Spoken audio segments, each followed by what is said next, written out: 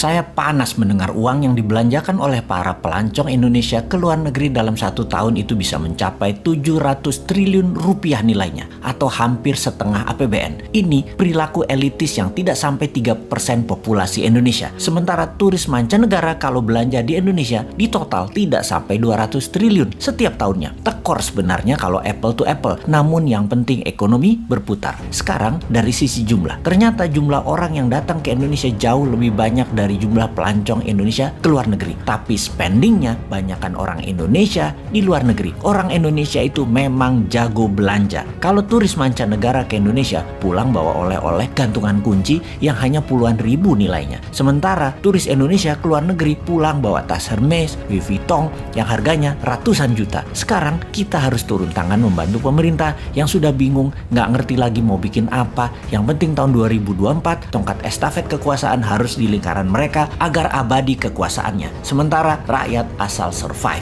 Toh rakyat sudah pinter, otopilot semua cari makannya. Bagaimana membantunya? Nah, ini bedanya New Mind dengan oposisi pengkritik yang bisanya oposisi itu lihat kejelekan pemerintah, tetapi nggak tahu juga solusinya apa. Kalaupun ada solusinya, hanya normatif. Kita lompat sebentar keluar topik, nanti balik lagi memutar ekonomi wisata agar tidak keluar negeri. Saat ini di media-media juga orang-orang di tempat tongkrongan membicarakan 2024 siapa presiden dan wapresnya Indonesia. Maka banyak nama digadang-gadang. Nama-nama itu modalnya gampang. Bayar aja lembaga survei untuk memasukkan nama mereka, walaupun mereka hanya 1 di antara 10 orang. Pokoknya masuk aja nama mereka dulu. Lalu mulai dibangun citra mereka masing-masing. Yang hebatnya, siapapun mereka itu, tanya satu hal. Konsep bernegaranya apa ketika nanti mereka memimpin negara? Maka jawaban mereka pasti normatif, pasti umum-umum saja, seperti stop import, stop hutang, pro UKM, dan lain sebagainya. Dan faktanya nanti ketika menjabat, semuanya tidak bisa dijalankan karena tidak tahu bagaimana caranya. Mereka semua itu hanya manuver politik dan di otaknya hanya bagaimana menjadi populer dan bagaimana menang mendapatkan kursi di 2024. Mek ngono tok. Hebatnya adalah narasinya bisa membuat rakyat percaya. Oh ya, ini bukan promosi Bosman yang ternyata sudah lengkap cara dan strategi bernegaranya. Bukan loh ya. Bosman bukan mau jadi presiden. Bosman mau jadi lord. Wes, jelas yo. Ini semua buat nyindirin positif. Kita nyindir incumbent, nyindir yang cari popularitas di tahun 2024 dan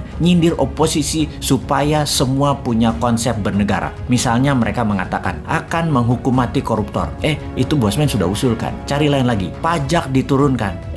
Bosman juga sudah duluan sejak 3 tahun yang lalu ngomong itu. Tutup selat di Indonesia. Wah, itu mah program Bosman. Bunga bank 0%. Itu juga Bosman yang punya program. Mati nggak lo para kandidat presiden semua? Konsepnya Bosman sudah duluan sebut beserta caranya. Mati gaya aja lo. Ya mending jadiin Bosman lord. Mulai paham nakalnya si Sontoloyo ini. Jadi cara mereka paling top ya paling masuk gorong-gorong, masuk ke podcast populer, sebanyak mungkin diliput media kegiatannya. Tapi ya garing. Viewer di sosmed mereka paling hanya ribuan. Tidak mungkin sampai puluhan bahkan ratusan atau jutaan viewer. Kalau mau jutaan ya ke Deddy Corbuzier paling. Oke, kita kembali ke topik bagaimana membuat 700 triliun itu ada di Indonesia aja. Sebagai acuan, cerita Dior dan Vuitton, jadi wisata itu kekuatannya bukan ekowisatanya alias lokasinya yang kuat, tetapi harus ada kekuatan penunjang seperti kuliner, event atau peristiwa, tradisi, budaya, keramahan sarana toilet, kesehatan, dan pelayanan yang prima. Tentunya produk kelas dunia berharga mahal karena langka dan unik. Sungguh, event, tradisi, budaya, dan experience pengalaman adalah yang paling powerful membuat turis kembali. Bagaimana kalau kita buat semuanya? Kita buat event, tradisi, budaya, kuliner, produk UMKM, kelas dunia di seluruh Indonesia, plus gamifikasi yang berhadiah miliaran. Traveling di Indonesia, misalnya ke Jogja, ke Toba, modalnya per orang katakanlah 3 hari 1 juta rupiah. Ternyata bisa mendapat hadiah ratusan juta. Kalaupun nggak menang, nggak dapat hadiah gamifikasi, tetap dapat menikmati pengalaman pesona Indonesia. Untuk hal ini, kita luncurkan segera produknya. Tenang, New Mind selalu ada solusinya.